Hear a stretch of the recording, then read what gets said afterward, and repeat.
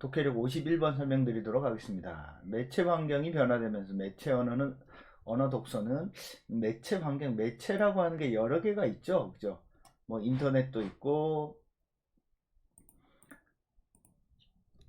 SNS 뭐 이런 것들이 전부 다 매체라고 볼 수 있습니다. 영화도 매체고 여기서는 인터넷이라고 하는 매체가 등장하면서 독서, 책이라는 매체가 이전과는 다른 방식으로 이렇게 독서를 하게 되는 모습을 보여주고 있네요.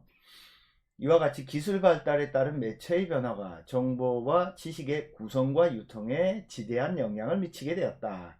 그러니까 실제로 이런 매체, 기술의 발달이 지식을 어떤 식으로 공유하느냐. 최근에는 우리가 인터넷 막 검색하면 유튜브 많이 검색하잖아요.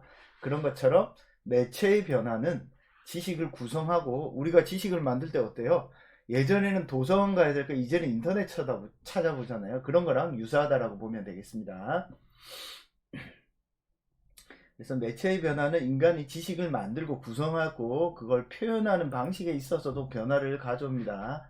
특히 이런 매체들이 글, 그림, 음향 정보들이 상보적으로 결합되어 그죠?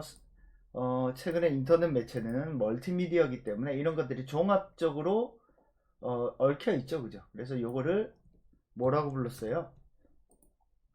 매체 언어의 독서를 융합적 읽기라고 하기도 한다. 융합적 읽기. 그러니까 그 이전과는 다르게 훨씬 더 다양하고 복합적인 어떤 읽기 능력을 요구한다라고 볼 수 있겠습니다. 따라서 동영상 매체를 다루는 것은 융합 매체에 대한 지식은 물론 기호학적 지식과 그러한 다양한 매체의 처리 방식을 조절하고 통제하는 지적 기능을 요구하게 된다. 그래서 인터넷에서 어떤 뭐 소통을 하거나 커뮤니케이션 할 때 다양한 매체를 읽고 이해하고 소화할 수 있는 능력이 있어야 크크크 웃기도 하고 그죠. 따라서 이런 매체 활용도에 따라서 세대가 좀 나누죠, 그죠?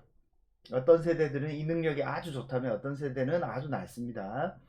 그래서 매체 발달에 따라 지식의 구성 방식이나 지식에 대한 관점도 달라졌다. 그래서 과거에는 지식이라고 하는 게 활자화된 것만 지식이라고 생각했는데 요즘에는 지식을 어때요? 인터넷상에서 얻은 정보를 어떻게 재구성해서 다시 편집해서 가공해서 다시 만들어내느냐. 그러니까 지식이라고 하는 것도 많이 바뀌었습니다. 그죠? 그래서 지식이라는 것도 각 사회와 문화마다 다를 수 있으며 같은 시대와 장소에 따라 지식도 변화되어 왔음을 알게 되었다. 오늘날과 같이 과학기술이 발달한 사회에서 지식의 양은 기하급수적으로 늘어나 지식의 양과 종류가 인간의 기억할 수 없는 있는 한계를 넘어서게 되었다. 인간은 더 이상 과거로부터 축적된 모든 지식을 읽거나 머릿속에 기억할 필요가 없다. 컴퓨터 및 인터넷과 같은 과학기술의 발달로 인간이 필요한 지식을 인터넷에서 검색할 수 있기 때문 결국에는 이 글은 매체가 변함에 따라서 어떻게 해야 된다라는 겁니까?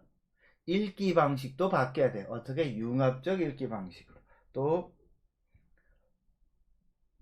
지식을 구성하는 방식, 지식에 대한 관점도 달라졌기 때문에 이에 따라 지식을 습득하는 방식 혹은 지식을 형성하는 방식도 바뀌어야 한다라는 내용이 주된 내용이네요. 그죠?